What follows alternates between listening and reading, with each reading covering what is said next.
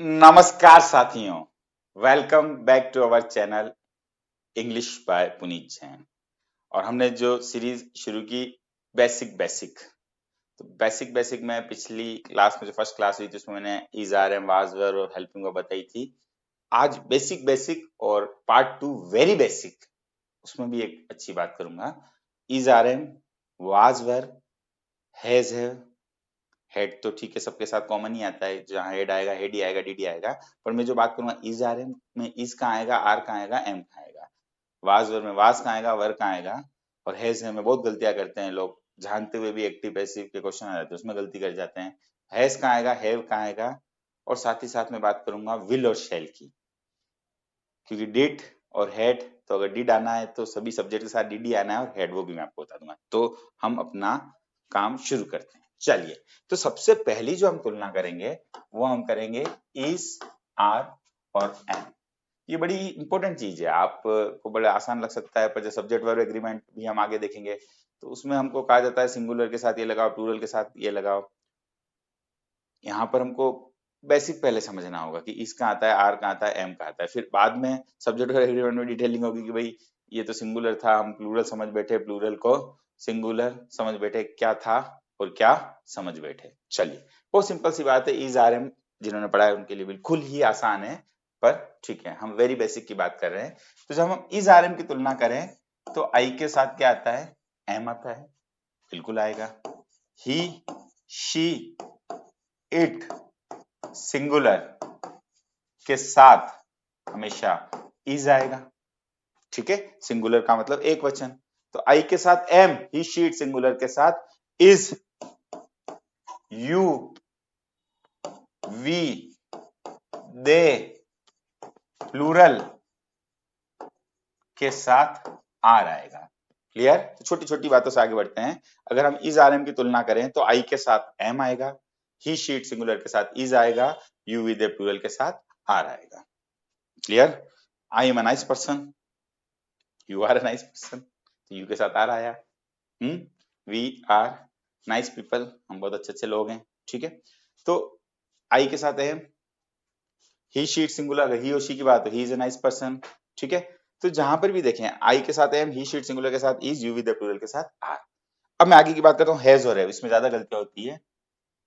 तो हैज कहाँ आएगा और हैव कहाँ आएगा। अब हम तुलना कर रहे हैं हैज और हैव की। अभी मैं ये बात नहीं कर रहा हूँ कि हैज हैव कहाँ आएंगे, मैं कह रहा हूँ हैज और हैव में अगर बात करनी हो तो कहाँ हैज आता है, हेल्पिंग वर्ब है ये, और कहाँ हैव आता है। चलिए, तो आपको ये ध्यान रखना है, आई ये फिक्स है कि आई वी यू दे प्लूरल आ जाए तो उनके साथ हैव आता है, ठीक है। और ही, शी, इट और सिंगुलर आ जाए तो उनके साथ हैज आता है। आई वी यू दे प्लूरल के साथ हैव आता है, ही शी इट सिंगुलर के साथ हैज आता है, ठीक है। तो I have written a letter, मैं पत्र लिख चुका हूं, तो और ही लिख चुका है तो he has written a letter, वो पत्र लिख चुका है, वह लिख चुकी है, तो she has written a letter, ठीक बात। तो आई वी दे प्लूरल के साथ have, he she it singular के साथ हैज। हैज और हैव की अगर अपन तुलना करते हैं तो अगली तुलना अपन करते हैं वाज और वर की। चलिए, वाज और वर की जब तुलना करते हैं, इसमें थोड़ी अच्छी, जिनको आता है उनको भी थोड़ा कुछ नया सीखने को मिलेगा। तो आप देखिए, आई, ही, शी, इट सिंगुलर यानी एक वचन, प्लूरल यानी बहुवचन के साथ वाज आता है। आई, ही, शी, इट सिंगुलर के साथ वाज आता है, और यू, वी, दे प्लूरल के साथ वर आता है, ठीक है। ये पास्ट में यूज करते हैं, पिछली बार मैंने बताया था कि आई वाज अ टीचर, और आप टीचर थे तो यू वर अ टीचर। तो ध्यान रखना, आई, ही, शी, इट सिंगुलर के साथ वाज आता है, यू, वी, दे प्लूरल के साथ आपका वर आता है। बहुत अच्छी बात है, अच्छी बात है। पर यहाँ थोड़ा सा कुछ नया सीखने का है, और कॉम्पिटेटिव एग्जाम के हिसाब से तो बहुत ज्यादा नया सीखने का है। सब जगह वाज वर का रूल चलेगा, टेंस पढ़ोगे, सब्जेक्ट एग्रीमेंट पढ़ोगे, पर थोड़ा सा वेरी वेरी इंपॉर्टेंट केस ध्यान रखना, वेरी वेरी इंपॉर्टेंट। अगर हम इमेजिनेशन करें, क्या करें, इमेजिनेशन करें, कल्पना करें, तो कैसा भी सब्जेक्ट हो उसके साथ अपन क्या लगाते हैं, वर लगाते हैं। इमेजिनेशन के साथ हमेशा क्या आता है, वर आता है। आप देख पा रहे हैं इमेजिनेशन के साथ क्या आता है, वर। क्लियर। अब कैसे आता है, क्लियर कैसे हुआ होगा, मैं तो बोल दिया क्लियर। चलिए तो मैं क्लियर करता हूँ। अब देखो 2-3 एग्जांपल लेता हूँ। ये तो पहले तो ये ध्यान रखो कि ये जनरल तो अपन वाजवर इस तरह लगाएंगे, बट जब कल्पना है, इमेजिनेशन है, जैसे मैंने बोला इफ अगर मैं डॉक्टर होता तो मरीजों का इलाज करता। अब ये अपन पढ़ेंगे उधर मॉडल्स में भी देखेंगे, वुड मॉडल में भी, कंडीशनल में भी देखेंगे, कंडीशनल का सेकंड पैटर्न है। पर अभी फिलहाल ध्यान रखिए, यदि मैं डॉक्टर होता तो मैं आई, अब यहाँ आई के साथ मुझे वाज नहीं लगाना है, मुझे लगाना है वर। ये इंपॉर्टेंट चीज मैं आपको बताना चाह रहा हूँ। अब आई की जगह यहाँ शी होता, if she were a doctor तो भी शी आता, ही होता तो भी वर आता, किसी का नाम होता तो भी वर आता। If I were a doctor I would treat patients, यदि मैं डॉक्टर होता तो मरीजों का इलाज करता, यदि मैं डॉक्टर होता तो मरीजों का इलाज करता। अच्छा, कल्पना के और भी कैसे हो सकते हैं, जैसे ही बिहेव्स, वह ऐसे व्यवहार करता है, मानो की, बहुत अच्छा एक्सप्रेशन है मानो की के लिए, एज इफ, एज इफ का मतलब होता है मानो की। वह एक फिलोसोफर हो, तो ही के साथ वाज नहीं लगाया, और कल्पना करते हैं तो वर ही लगाते हैं, अपने को इजारे में भी नहीं जाना है, he were a philosopher. Clear?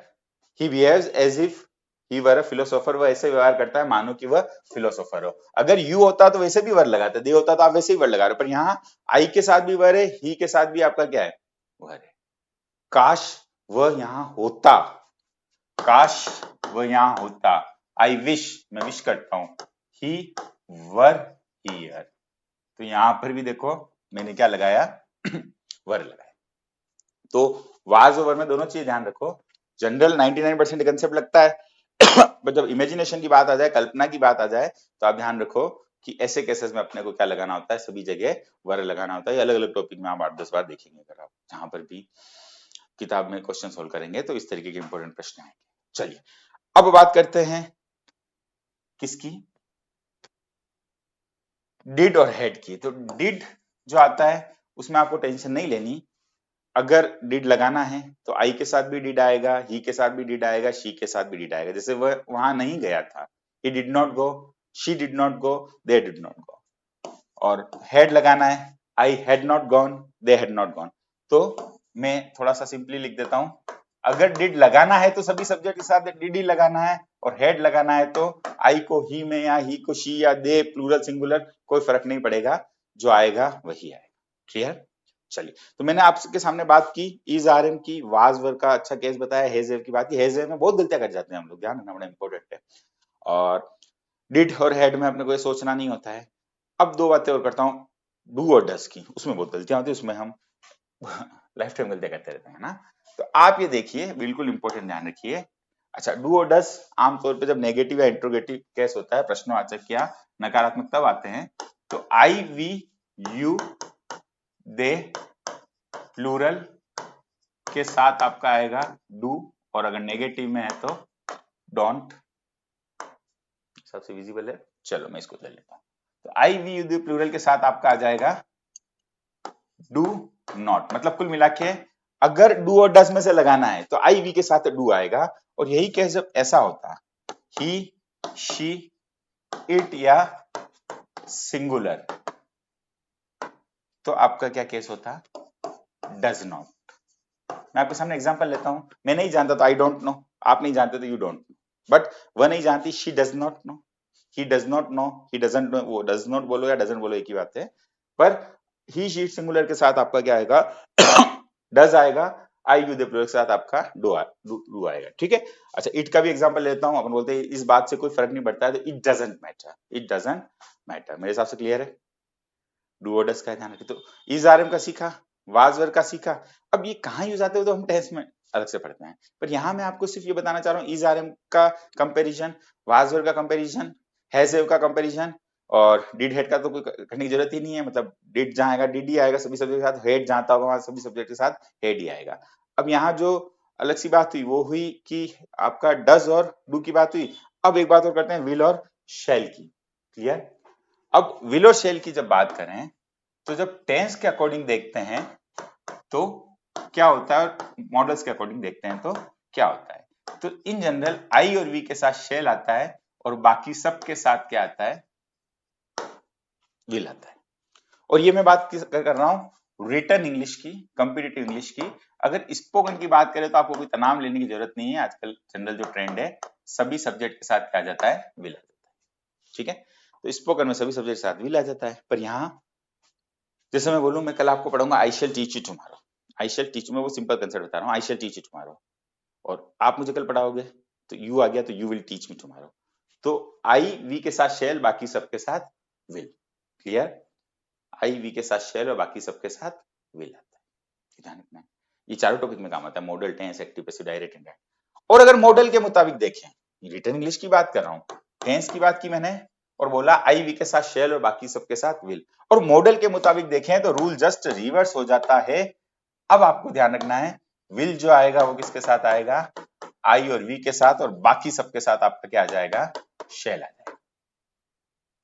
अब सवाल उठेगा बिल्कुल कि कब तो टेंस के हिसाब से देखें और कब मॉडल के हिसाब से। तो अभी फिलहाल सिंपल सा कि अगर हमारी बात में पक्कापन है कि मैं काम करूंगा ही करूंगा, तो मुझे मॉडल यानी मूड फीलिंग के अकॉर्डिंग लगाना है।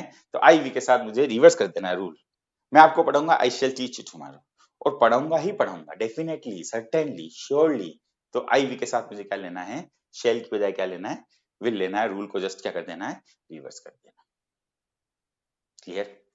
तो आई वी के साथ शेल आता है और बाकी सबके साथ विल आता है। पर अगर हमारी बात में पक्कापन हो, डिटर्मिनेशन हो, हम शपथ ले रहे हो, प्रॉमिस कर रहे हो, तो हम रूल को रिवर्स कर देते हैं और according to modal I we के साथ विल लगाते हैं और बाकी सबके साथ शेल। अगर इम्तिहान की बात करें तो, और लाइफ की बात करें, प्रैक्टिकल लाइफ में स्पोकन, अगर आज के ट्रेंड की बात करें तो आप बड़े आराम से आई वी के साथ, यू के साथ, ही के साथ, दे के साथ, सबके साथ क्या लगा सकते हो, विल लगा सकते हो। अब मुझे लगता है मेरी बात आपको समझ में आ गई होगी। अच्छा, कुछ को अभी भी कुछ बातें समझ में नहीं आई होंगी। कई बार हम चीज शुरू करते हैं तो, अब जैसे मैंने बोला मॉडल, तो किसी को मॉडल टर्म नहीं पता होता है, किसी को डिटरमिनेट, मतलब अलग अलग शब्द हमको नहीं पता होते हैं। पर हमें कहीं से शुरुआत करनी पड़ती है। जब हम शुरुआत करते हैं तो शुरुआत में हो सकता है हमें 10-12 चीज नहीं पता हो, धीरे धीरे हमको 8-9 चीजें नहीं पता हो, फिर 5-6 चीज नहीं पता हो, फिर 3-4 चीज नहीं पता हो, फिर हम जो पढ़ रहे हैं उसमें बहुत कुछ पता हो। कभी हो सकता है आपको सब कुछ पता हो, पर ज्ञान की कोई सीमा नहीं होती, ज्ञान तो आगे से आगे बढ़ता रहता है। तो सीखने के लिए कभी कोई चीज की कमी नहीं होती है। तो इसी तरह आप हमसे जुड़िए और जुड़ते रहेंगे और हम इसी तरह सीखते रहेंगे। फिलहाल के लिए इतना ही। That's all for the moment. Thank you very much.